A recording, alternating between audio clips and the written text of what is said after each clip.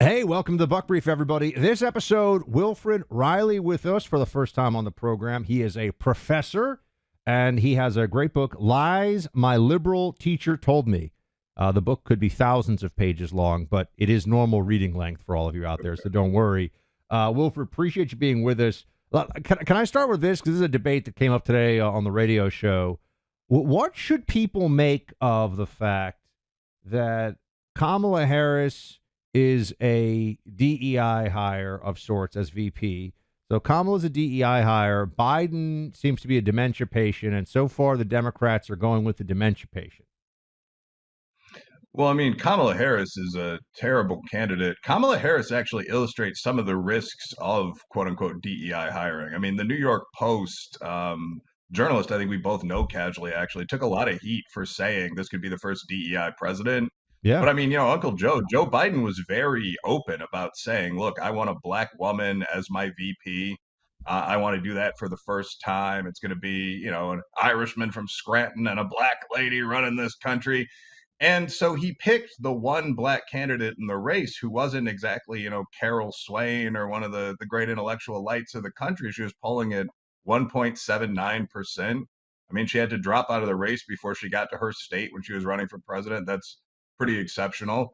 So now you're in that position where the person you've picked as a DEI executive is going to theoretically have to take over the top job. And you find yourself in a position a lot of us have been in at a lower level where you kind of know they can't do that. So it's pretty problematic for Joe Biden. I mean, right now, obviously, the average Democrat would probably rather see Joe continue than Kamala Harris. But the problem is Joe Biden's not functional. So who do you pick? And you can't just skip the president and the vice and throw in Gavin Newsom and Raphael Warnock. I mean, that's not realistic. I keep saying this to people. I keep telling everyone, look, I'm persuadable that it's going to end up being Kamala. I still think it's going to be Joe Biden, and I've been very consistent on this. And I'll tell you, Professor Reilly, I've gotten emails for the last year telling me that I'm nuts. And now they're not saying I'm nuts anymore. They're saying, I still think you might be wrong, but I'm not going to say you're nuts because it's so close to the end, and Biden is still very much the nominee. I mean, the idea that you would replace, you would have Biden, I suppose he would somehow say, I'm not running, and I don't want my vice to ascend. I'm not going to resign. I'm not going to elevate the first black. She would become de facto. She would become, based on the line of succession, the first black female president, right? If she could run as an incumbent. And then you're going to go into the convention, allow for a huge fight, and you're going to put the kind of smarmy white guy, Gavin Newsom from California, ahead of her and hope that black female voters aren't going to think, what the heck is going on here? It just makes no sense. Yeah, it's not going to happen. And I mean, Harris has said that pretty openly. I mean, she's kind of, shown the hilt of the knife a little bit, talking about, the most loyal set of voters in the Democratic Party knows who I am and knows what I bring to the table. Yeah. Yeah. I mean, Gavin Newsom, an interesting guy, friends of Sean Hannity and all that, but it kind of looks like a sociopathic Ken doll, Brooks Brothers down to the shoes. You can't really trot him out in front of someone who went to Howard, black sorority woman, and just tell the black voting base, well, this is what we had to do, and throw another black vice in there. I mean, I don't think you're going to get away with that. So no, it's either the dementia patient or Harris as president.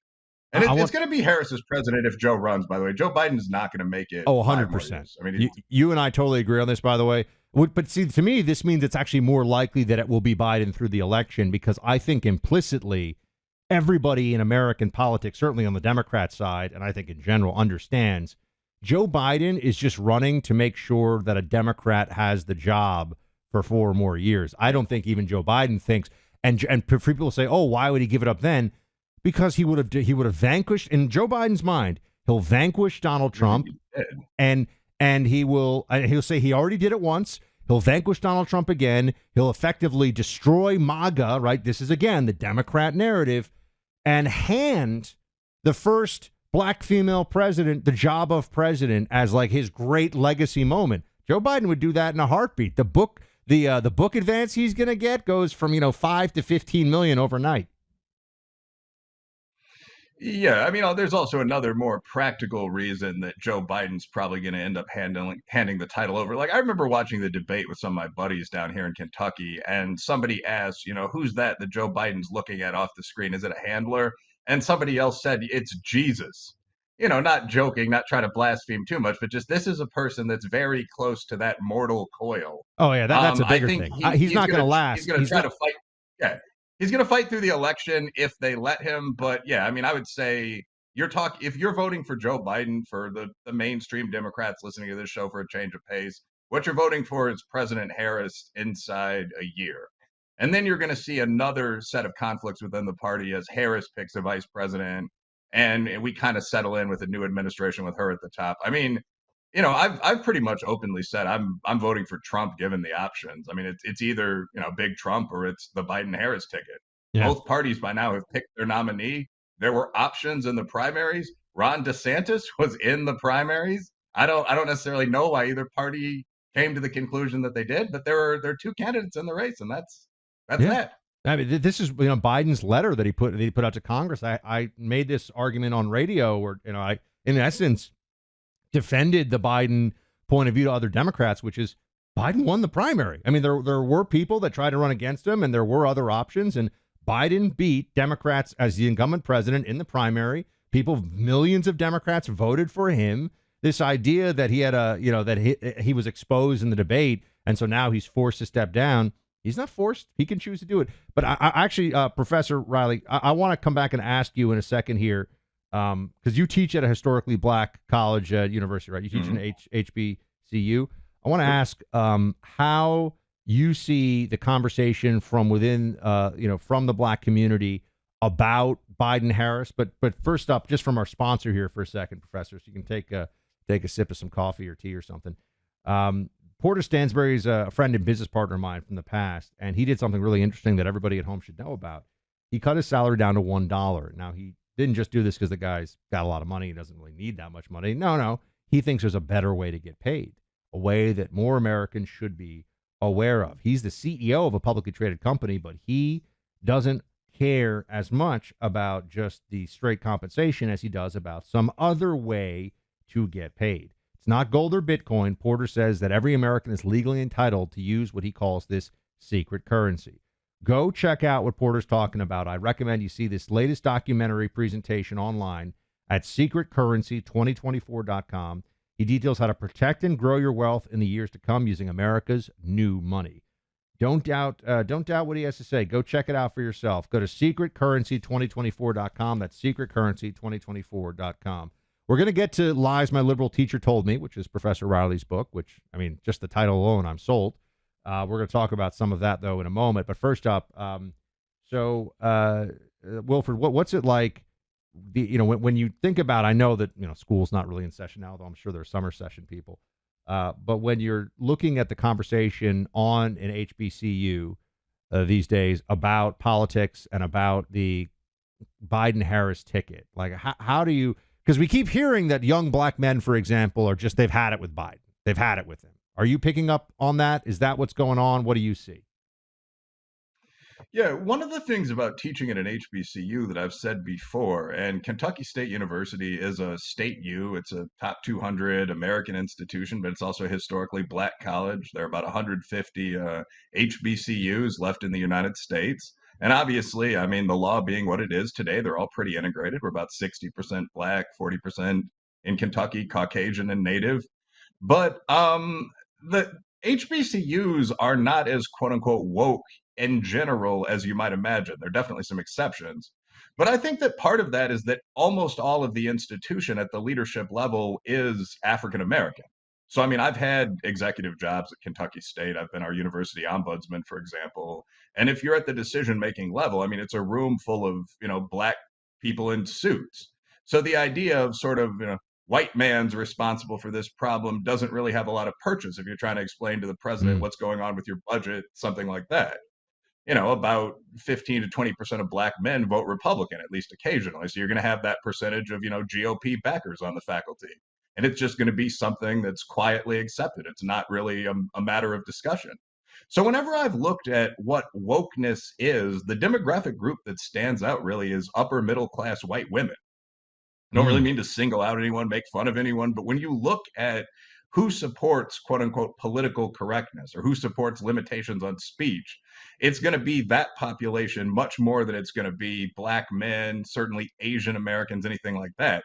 And in fact, there's a weird disconnect where minorities tend to be more socially conservative when it comes to quote unquote gay and trans rights, anything like that, even than whites overall, but tend to vote very heavily for the Democratic Party. So there's a real question of how can we stop that?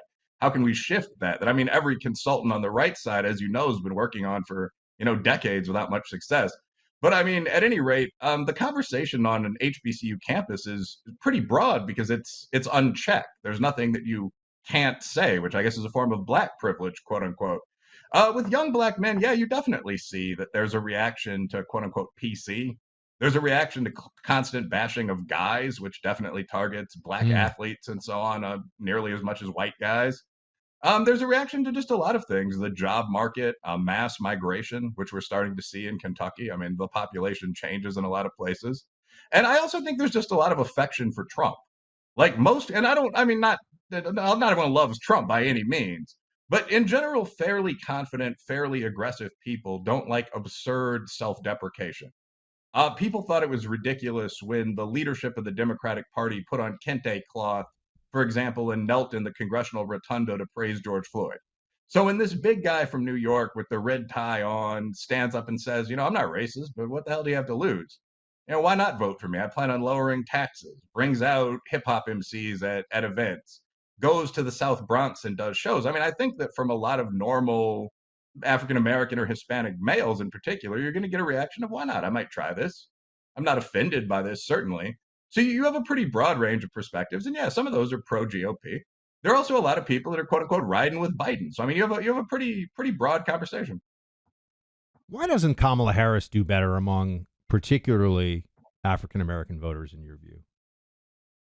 Well, I mean, Kamala Harris. So again, this is all relative. Like since the Great Society of the 1960s, the Democrats have pretty consistently won 70+% of blacks. So I mean, when you say Kamala Harris is seen as kind of a joke candidate, I mean that might mean that she would win 75% and hear some wit and some rhetoric as versus winning 90%. Mm. But why is Kamala Harris considered a bad candidate? And I think this is true for people of all races.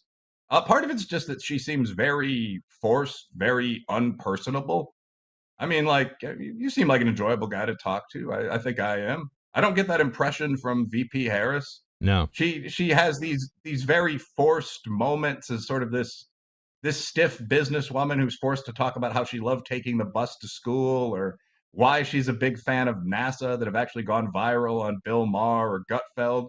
And you get the impression that a lot of her public appearances are like that, the ceremonial bringing out of the bottle of hot sauce. She's also not a great politician, 1.9%. She has a background that really conflicts with her image now of sort of civil rights leader. I mean, she was a famously tough prosecutor who was locked up parents who were responsible for truant children, so on. I don't have a problem with that, but that doesn't pitch well to the black community. So just a lot of conflict. I will say also, don't really know how to feel about this, but there's some question about whether she is African American. So Kamala Harris is Indian and Jamaican and from the lordly class on both sides. So this comes up sometimes with elite politicians from sort of the Ivy class. Barack Obama was white and Kenyan, and again from the near nobility. So the question is, when people start talking about the black experience, do you have the black experience, bro? I mean, and Barack Obama was from Indonesia in terms of childhood upbringing and rearing. So I think people are aware of that with Harris as well. Some people like Yeah. her, many people don't. There are a lot of reasons for that. Very interesting. Professor, let's talk about your book here in a second. Lies My Liberal Teacher Told Me. We'll get to this in just a minute. But first up, if you had $1 million in 2009, today it'd be worth less than 700,000. This is the effect of out of control government spending. This is what inflation does to your hard-earned dollars that you've saved and put in banks. That's why savvy investors are doing something about it. They're diversifying and buying gold. For thousands of years, gold has withstood war, famine, and economic downturns and has been used as a hedge against inflation. And the group that I trust to help you diversify into gold is the Birch Gold Group. For over 20 years, Birch Gold has helped concerned Americans convert an existing IRA or 401k into a tax-sheltered IRA in physical gold. The best part, it doesn't cost you a penny out of pocket. With an A-plus rating from the Better Business Bureau and tens of thousands of happy customers, you can trust Birch Gold too. To learn more, text the word BUCK to 989898. Get a free, no obligation info kit on gold. Text BUCK, B-U-C-K, to the number 989898 to protect your hard-earned savings today. All right, Mr. Wilfred Reilly, Professor Wilfred Reilly, lies my liberal teacher told me. What are some of the lies? Let's get into this. There are a bunch of them. So what the book does is look broadly at this claim that we hear constantly. There's a famous book called Lies My Teacher Told Me. There's another famous book called 1619, a Black History of America, and the sort of implied subtitle is "And the Lies They're Telling You." There's another book called Bury My Heart at Wounded Knee, a Native History of the United States. I might be off by a word or two on some of these titles. There's that old communist Howard Zinn's A People's History of the United States, and you probably get the point by now. Mm-hmm. But the idea of all of these is twofold. Like, one is the idea that you're living in the worst culture ever to exist, like modern, Western, Euro descent, white descent society. Slave labor existed in this country. We genocided the Native American Indians. Women were oppressed. We dropped bombs on our military opponents, Buck. Just so on and on down the line of these things, these alleged unique atrocities. It's always our original sin, our unique sin that we should feel guilty about. That's point one. And point two is this idea that you are sort of an edgy rebel if you know that we're bad. So if you ever read high school or collegiate textbooks, there are these sort of panels on the side of the page that say things like, your parents probably don't know too much about feminism, with an arrow linking you to kind of radical campus resources that can help you find out more. And this goes down even into the earlier grades, where there are wildly inappropriate books on sex education that link to internet sites that can explain things to you in more detail and so on down the line. So you are woke in the legitimate sense. You're awake if you know this. And when I started writing Lies My Liberal Teacher Told Me, my assumption was twofold. One was that the West is not a uniquely bad society. If anything, we're a uniquely good society. And I think, as many historians have found out, and as generalist scholars like Thomas Sowell have found in the past, that turns out to be true. Things like war for conquest existed literally everywhere until literally the past few decades of the human species. The right to conquest wasn't abolished until after we beat the Axis powers in 1946. Before that, if you beat someone in a fairly honest war, you took their country. Major nations like Italy and Ethiopia would simply fight for the ownership of lands that belonged to one of the two powers. That was just reality. So nothing unique about the West. Slavery, one of the oldest human vices. Slave, one of the first 20 human words. I demonstrate that in the book. It's a word in Egyptian hieroglyphic language, Sumerian cuneiform language. But also, too, which I think is more important, being aware of modern leftism, being aware of feminism or moderate socialism or something like that, isn't some unique, edgy thing. These are the mainstream ideas in society. The books that I'm negatively reviewing are the textbooks used in high school. The most popular curricula in the high schools are things like the 1619 curriculum, the Zen project, Zen education curriculum, so on down the line. So what I'm saying is, one, we're actually better than most other societies, but also two, we're teaching our children that we are worse. We're doing this at the mainstream level, and we're presenting this as some kind of revolutionary education designed to counter something else, designed to counter people's own parents. And so I ask why this is. I think it's an important thing to do. But in terms of the actual lies themselves, I mean, there are many of the things that we've mostly been told in the American upper middle class. One of them is the Red Scare was sort of a public panic that didn't catch any communists. We now have the declassified Venona cables from Soviet Russia. Mm-hmm. So we know who the Russian spies were that existed during that James Bond era.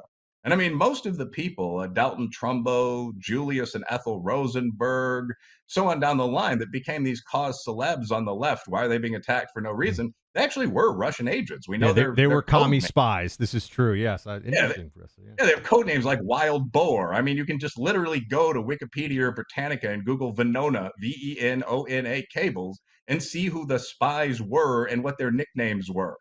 So that's one of them. Native Americans were not peaceful.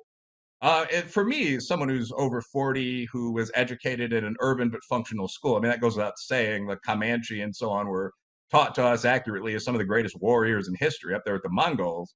But today, I had a phone interview with one of the guys from Skeptic Research Center, just talking about his projects, getting in touch with new research on kind of the center right. And he told me that their latest survey revealed that 70% of young people think that Native American Indians were peaceful. They lived in complete harmony with nature. Yeah. They didn't fight one another, at least to the level of multiple deaths or extermination. And that's complete fantasy. I mean, the Aztecs built an entire cannibal kingdom down there in Mexico. Yeah, I The mean the Tenochtitlan was Comanche, one of the, whom you mentioned, for the audience, everyone should know. I mean, the Comanche way of warfare was specifically, and this is not something that gets talked about, and I've actually read extensively about the Comanche specifically, Professor, specifically to attack helpless women and children with greater numbers if they did have to attack a place where they were meant to basically engage in what they called murder raids. That's what the Tejano or Texan early settlers called them, where they would come in and they would kill everybody. They might grab a few children and rear them as slaves. And if there were any men who resisted, not only was there a lot of scalping that went on, but actually they enjoyed doing particularly excruciating torture to people. And this was considered completely normal. This was just the way that they fought. The Comanche, their basic strategy in war was to kill all the men, and except for a very few exceptionally brave men, this would usually involve extreme tortures. If you survived being shot or whatever, you'd be staked out alive over a red ant hill. That's right. Skinned and left out on the plains for wolves to eat, this kind of thing. So you kill all the men, you gang rape all the women, and then if they're under 12, you usually actually adopt the kids so they become Comanche warriors. So the Comanche were a mixed race group of these sort of wild riders, and they would paint themselves. Their face paint was extremely well done. Base was black, so they'd look like demons. They'd wear wolf masks on their head. I mean, they were, as a young man, you might find them almost an impressive culture, but they were deadly warriors and extremely brutal to other people. And I think as civilization has progressed, that negative image first became universally known and then became important to shelf. You couldn't have that as the Mexican. It's so interesting, the Mexicans, the Mexican settlers, initially, and I guess this would be like 17th and in the 18th century. But the early Mexican settlers were trying. They had these monks and priests who would go out and try to convert, and the Comanche wanted no part of any of this. Like, this is the problem. Was the Spanish kept thinking, we'll bring them Christianity and we will civilize them. And they kept responding with, we're going to stake your priests out on anthills and steal all your stuff and like rape and murder anybody who gets in the way. And that went on for about 150 years. And the Spanish basically couldn't expand their empire further than the Plains Indians. And of course, they're the ones who gave them the horses in the first place, which is the great irony of this all. They weren't a horse-bound people till the Spanish came along. This was a problem, actually, historically. Like, most of the great warrior peoples, like the Vikings, the Zulus, the Comanche, and the Sioux, thought that Christianity was a religion for slaves, which is also a Western aristocratic critique of Christianity from Nietzsche and so on. But yeah, I mean, priests would come out to the Comancheria or to the Viking country and say, well, I want to teach you about the religion of peace, where you can't fight and where women are equal to men. And the Comanche would just say, give us all your money and we might let you live. And the priest would say, no, we insist on teaching you the way. And the Comanche would say, okay, we're going to burn you alive. Yeah. They like to roast people alive. That was a very common thing for them. Yeah. So, I mean, I suppose many of the priests became, martyrs for the Most High God and all that. But I mean, to the warrior societies, this was just a joke. These people believed in a faith that obviously couldn't protect them. The Zulus thought the same thing. So eventually the Spanish, and even better, the Americans who began the Texas Rangers and so on, decided that it might be more effective to argue with the tools of this world. So they just sent big armies onto the Comancheria and killed them all. Yeah. So that was what resolved the spiritual dispute. People forget this. The Texas Rangers, which now everyone thinks of Chuck Norris and like this contemporary, like fly kick police officer role or something. It was to stop the depredations of the Comanche and the Apache and the Kiowa on the Texan frontier, which were ongoing and incredibly brutal, and something that people don't, you mentioned Bury My Heart at Wounded Knee. Yeah, that's if you just want to start at where basically the entirety of the pioneer frontier views natives as untrustworthy murderers, rapists, and liars. Now, was that fair and all? Of course not. And were there bad things that went both ways? Of course. But Bury My Heart at Wounded Knee is like these like really nice native tribes were just hanging out, and we kept making treaties and stealing their land, and there was Yeah, well, I mean, the Comanche, as soon as they got weapons from the French traders, guns and metal weapons, they tried to kill as many of their competitor tribes as they could, as fast as they could, and take their land. Like, this is the way things were done. That's exactly correct. Yeah, like one of my critiques of Bury My Heart at Wounded Knee is that it's a recitation of 400 years of Native military defeats. And I actually am a fan of the Native Americans. So reading through the book, one of my questions was, where are the victories? Like you'd kind of wonder why the war took 400 years if you were only aware of this perspective. Yeah, the idea is that sort of these peaceful Eloi were just relaxing, eating their grass stew, and the whites, who were apparently very slow walkers to judge from the pace of the conflict, came from nowhere and started massacring them. And no, the reality, you hit on a very important point, which is that modern dorm room morality has only existed, I think we both said, for a couple of decades. So prior to 1954 would be a good year here. As I understand, that was the year the last of the Geneva Conventions was ratified. So if you capture other fighting men, you can't rape them, brand them, torture them, march them through the downtown of your city. That was the year we desegregated in the USA. So if you have warring ethnic groups, you can't keep them separate in different halves of the town divided by a stone fence. Women, they could vote by that point, but marital rape was still legal. So I mean, maybe at that point we were starting to get close to modern ethics. But prior to that point, I mean, the traditions that had existed through all of human history were still there. One of them was razzia, or border breaking. So if you lived next to another group of people who had some fighters amongst them, your young men would raid over the border and take their horses and cattle and sheep and young girls. And they would come back and do the same crap to you. And that's what the whites and natives did to each other all the time. The natives were worse about it. So when you say, well, all the treaties were broken, a military scale raid breaks a treaty, if you've ever taken a military science Yeah. class or anything like that. So, I mean, when it wasn't just that the whites, for no reason, broke the treaties with the natives, the treaties between, say, the Scots-Irish settlers and the Sioux or something like that were usually broken within a month of being signed by both sides.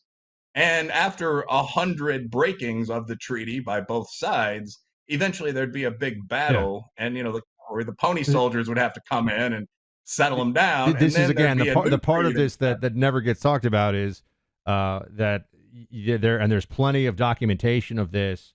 I keep speaking about it from the Comanche side, but it's also like I said, Apache and Kiowa and others, where they would basically have to say, look, we're going to try to tell, meaning the elders, the chief, if you will say, we're going to try to tell everybody we're going to honor this, but some of my young guys are just going to want some scalps, and they're going to want to raid, they're going to steal your stuff, and they're going to rape some of your women, and I can't stop them. I mean, that was actually what was happening over and over. And if you're living on the Texan frontier, you don't care that the Comanche command structure isn't refined enough that all you know is that a bunch of guys painted with the black paint on their face and the animal headdress and everything else, they just killed everybody that you know and love. That's all you know, right? I mean, all you know is what happens. You don't really care about the failed negotiation. So anyway, the American, there's some great, Fehrenbach is the guy that I like the most on this for anybody who's curious about some of the more honest. And he doesn't hold back on what the white settlers did. White settlers would go in, they'd kill every man, woman, and child too. But this was always a tit for tat. It was always a back and forth. And usually, at least in the case of the Comanche area, you can point to the Comanche starting what then resulted in a big counterstrike. But anyway, the book is sounding really cool, by the way. I'm going to get a copy of it. And I want to ask you one more question about the book here in a second. But first up, Bear Creek Arsenal is our sponsor, and they're phenomenal. I'm talking about the best firearms you can get for the money anywhere. Made here in North Carolina. I've been to their factory. I have 2 Bear Creek Arsenal rifles, 2 Bear Creek Arsenal pistols, and my newest one. I can't wait to get out to the range with it because they're super accurate. They feel really good in your hands, durable, well constructed, and you just can't beat the price. They've got a wide range of premium calibers, and you're getting the best value firearms you can get anywhere on the market. So go check out bearcreekarsenal.com/Buck. Use promo code Buck. Get 10% off your first order. That's bearcreekarsenal.com/Buck. Use promo code Buck for 10% off your first order. Give me one more lie that liberal teachers told you before. This is Lies My Liberal Teacher Told Me, author Wilfred Reilly. So go get the book. What's one more? Because this is fun. I think I'll go with number one actually, which is the one of the big lies is that true historical slavery was unique to white people in the West, and that's almost the reverse of the truth. So this is one of those things where I actually looked at kind of the deep historical record. I didn't just want to talk about the Arabs or whatnot. I was interested in when slavery began, and slavery began basically when some historical king, a lot of people say this was Sargon the Great, decided to do something with battle captives other than just sacrificing them to Baal or eating them. So, I mean, those are the options back in these pre machinery, low human surplus societies. If you capture, you might keep some of the women around as quote unquote wives. But if you defeat an army from the sea peoples or whatever, your three options are to let them go to come fight you again, massacre them in some ingenious way. This is what the Aztecs did, or make them work, make them indentured servants or slaves or something that we now, for good reason, find immoral, but put them in another section of your dominance and have them farm for a while and maybe let their descendants go. So when people started doing that, you're talking about 7,000 years ago. Slave is one of the first human words. I think I mentioned that earlier, but it's literally found in Sumerian cuneiform. It's as old as the word for sheep. And it's actually interesting and a bit poignant because the word for slave just means defeated warrior. It's the word for man from the mountain cities, but with a couple additions to it. So, man from the mountains who came down here and lost. And from that point forward, I mean, the Greeks had tons of slaves, 10% of the population. The Romans had more slaves than that, 16% of the population. And Roman slavery was abusive in a way that black slavery in the New World or white slavery in Arabia did not come close to being. Obviously, slavery not good, but I mean, the Romans would literally, if you lost a battle to them, take you and kill your wife and then throw you in an arena to fight elephants with a spear. I mean, there was a level of the use of other humans for entertainment that we haven't matched since. Like the emperor would have 1,000 dancing girls living in his palace. But from there, you go through Arabic slavery. The Arabs gave the world their terms for both slave, Slav, which means white slave. It comes from Southern European, and black slave, in fact, Abid, which comes from African. That was the largest slave trade in history, perhaps 6 million whites, 17 million blacks, taken out of Southern Europe, taken out of Africa. The Arabian trade's largely forgotten. You've got the Atlantic slave trade dominated by white Europeans. Certainly can't forget that, 12 million people. But all this went on for all of time. If you beat someone in a war, or if someone else won a conflict like that and was willing to sell their former enemies and their families, those people were just on the market. I think the thing that I note in this chapter that's been almost forgotten is that the unique contribution of the West was ending the global slave market. So, I mean, in the USA, we fought a massive war, the deadliest war in American history. 620,000 people were killed to end slavery in the country. But that was just a small part of this general Western, in fact, Christian driven movement against slavery. So the British Navy sailed around the world blockading slave trading ports, which is one of those great stories no one tells anymore. I mean, the Brits formed an enclosure of ships around the island of Zanzibar, which at the time was a world power, and just sort of threatened to declare war unless specifically the slaving portion of the operation there stopped.